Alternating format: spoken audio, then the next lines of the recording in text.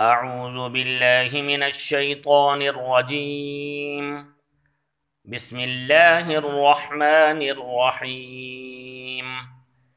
يا أيها الذين آمنوا لا تتخذوا عدوي وعدوكم أولياء تلقون إليهم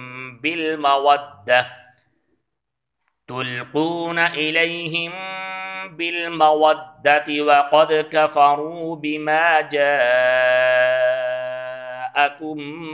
من الحق يخرجون الرسول وإياكم أن تؤمنوا بالله ربكم إن كنتم خرجتم جهادا في سبيلي وابتغاء مرضاتي تسرون إليهم بالمودة وأنا أعلم بما أخفيتم وما أعلنتم ومن يفعله منكم فقد ضل سواء السبيل إن يثقفوكم يكونوا لكم أعداء ويبسطوا إليكم أيديهم وألسنتهم بالسوء وودوا لو تكفرون لن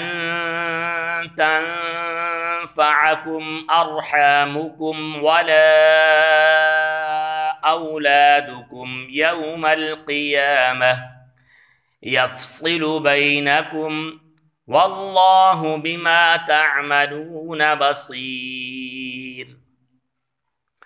قد كانت لكم أسوة حسنة في إبراهيم والذين معه إذ قالوا لقومهم إنا براء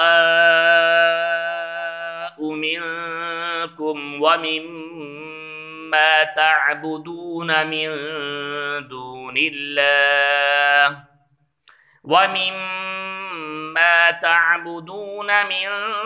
دون الله كفرنا بكم وبدا بيننا وبينكم العداوة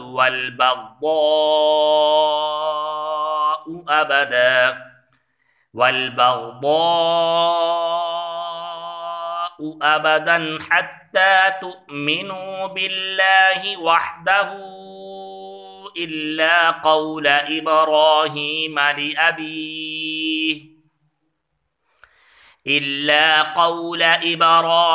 لأبيه لأستغفرن لك وما أملك لك من الله من شيء ربنا عليك توكلنا وإليك أنبنا وإليك المصير ربنا لا تجعلنا فتنة للذين كفروا واغفر لنا ربنا إنك أنت العزيز الحكيم.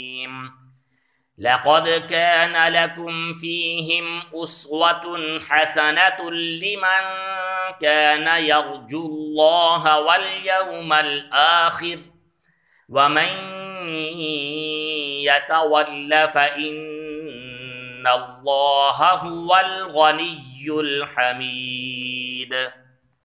عسى الله أن يجعل بينكم وبين الذين عاديتم منهم مودة والله قدير والله غفور رحيم. لا ينهاكم الله عن الذين لم يقاتلوكم في الدين ولم يخرجوكم من دياركم ولم يخرجوكم من دياركم أن تبروهم وتقسطوا إليهم إن الله يحب المقسطين. إنما ينهاكم الله عن الذين قاتلوكم في الدين من دياركم من دياركم وظاهروا على إخراجكم أن تولوهم ومن يتولهم فأولئك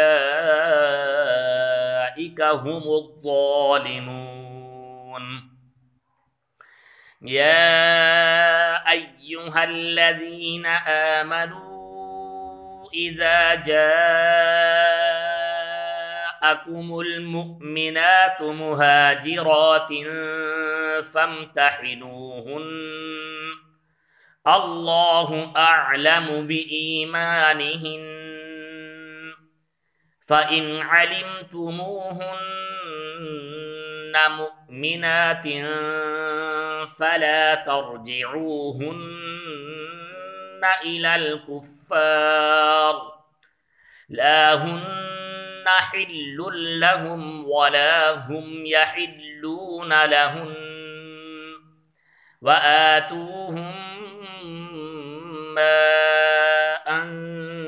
أنفقوا ولا جناح عليكم أن تنكحوهن إذا آتيتموهن أجورهن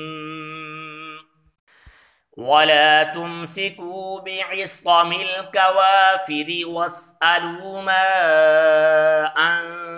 أنفقتم وليسألوا ما أنفقوا ذلكم حكم الله يحكم بينكم والله عليم حكيم.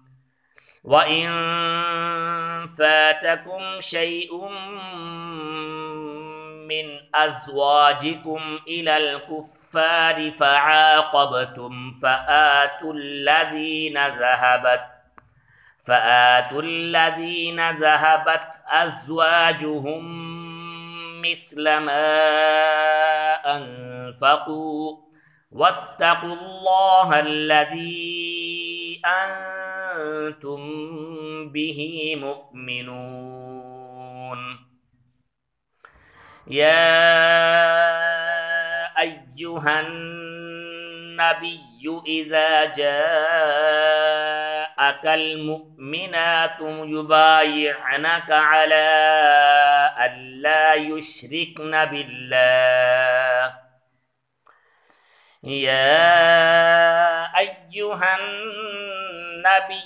إذا جاءك المؤمنات يبايعنك على ألا يشركن بالله شيئا ولا يسرقن ولا يزنين ولا يقتلن أولادهن ولا يأتين ببهتان يفترينه بين أيديهن